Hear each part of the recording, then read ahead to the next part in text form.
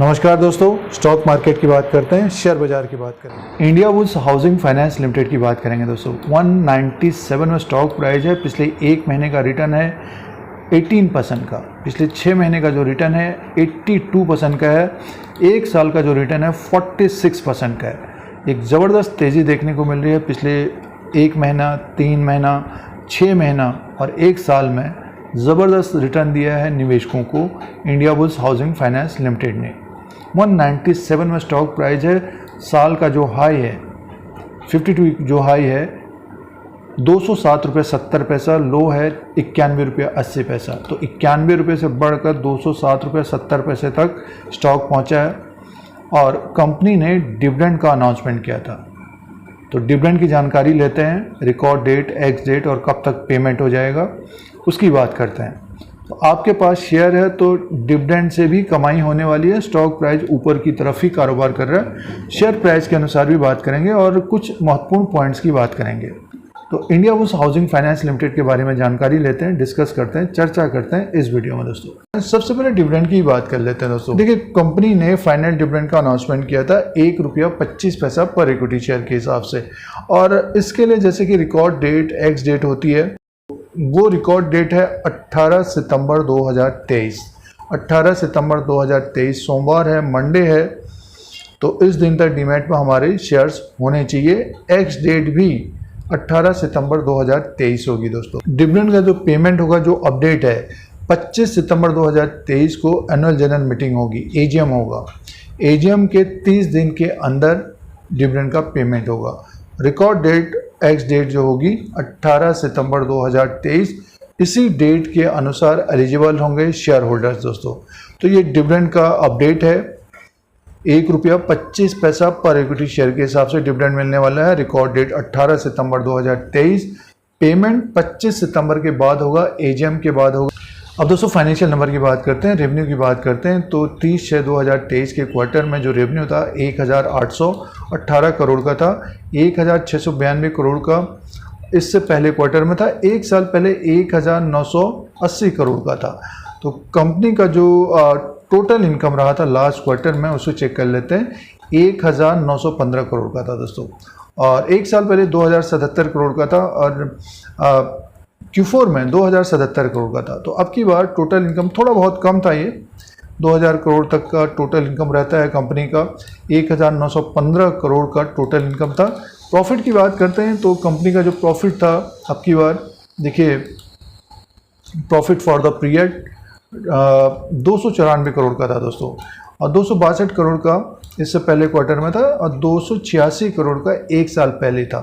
तो अब की बार 294 करोड़ का प्रॉफिट था। और इसका जो अर्निंग पर शेयर है 6.60 का है और एक साल पहले 6.40 का था। Q4 में 5.81 का था। तो EPS 6.60 का है।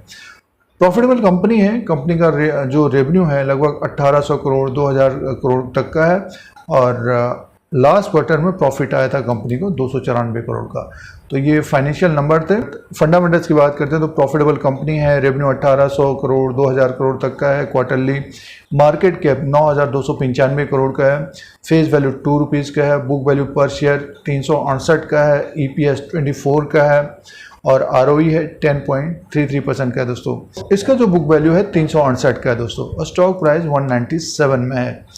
अब दोस्तों शेयर प्राइस के अनुसार बात करते हैं। India bulls housing finance limited का ये चार्ट लगा हुआ है, डेली कैंडल्स हैं। देखिए, स्टॉक में एक ज़बरदस्त तेज़ी रही है। 93 रुपीज़ में था ये 23/3/2023 को, इसी साल। तो बढ़कर देखिए ऊपर की तरफ पहुंच गया है। काफ़ी वॉलेटाइल स्टॉक है ये, उतार चढ़ाव वाला स्टॉक है। देखिए, उससे पहले 171 तक पहुंचा, उसके बाद इसमें प्रॉफिट बुकिंग देखने को मिली, 150 तक आया, 150 से बढ़कर 200 तक पहुंच गया। तो एक अच्छी तेज़ी बनी है पिछले 4-5 महीने के अंदर। और जिन निवेशकों के पास है तो डिविडेंड भी मिलने वाला है। टेक्निकल चार्ट के अनुसार देखते हैं तो अप ट्रेंड बना हुआ है स्टॉक में। और देखिए 93 से 200 तक पहुंचा है।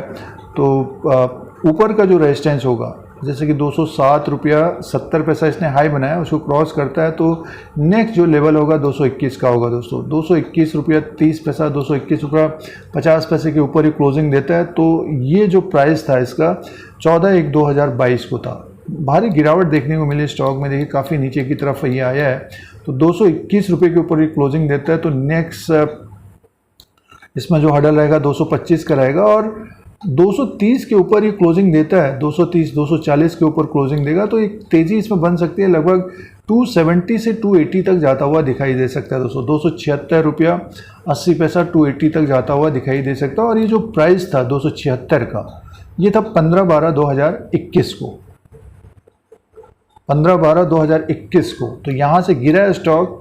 अब ये अप ट्रेंड जो बन रहा है इसका टेक्निकली 270 से 280 तक जाता हुआ दिखाई दे सकता है।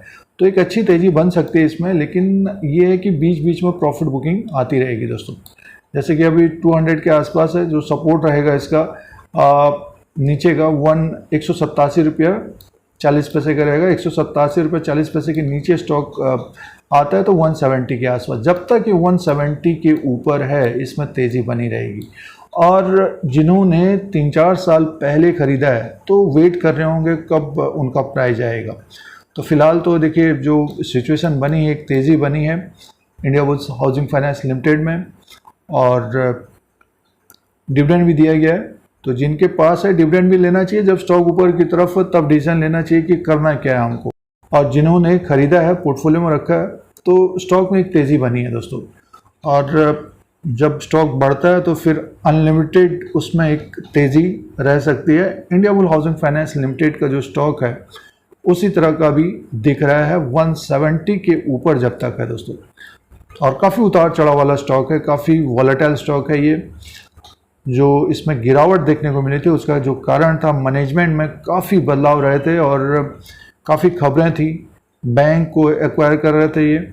तो उसके बाद मैनेजमेंट में चेंजिंग हुई और अब स्टॉक में थोड़ी बहुत तेज़ी देखने को मिल रही है। थोड़ी बहुत नहीं, एक तरह से दुगना हो गया है। तो ये कुछ पॉइंट्स हैं शेयर के बारे में। इंडियाबुल हाउसिंग फाइनेंस लिमिटेड का जो लेटेस्ट अपडेट है उसके बारे में जानकारी है दोस्तों। इस तरह के अपडेट के लिए चैनल को सब्सक्राइब करें, लाइक करें, शेयर करें, कमेंट करें। जय हिंद, वंदे मातरम।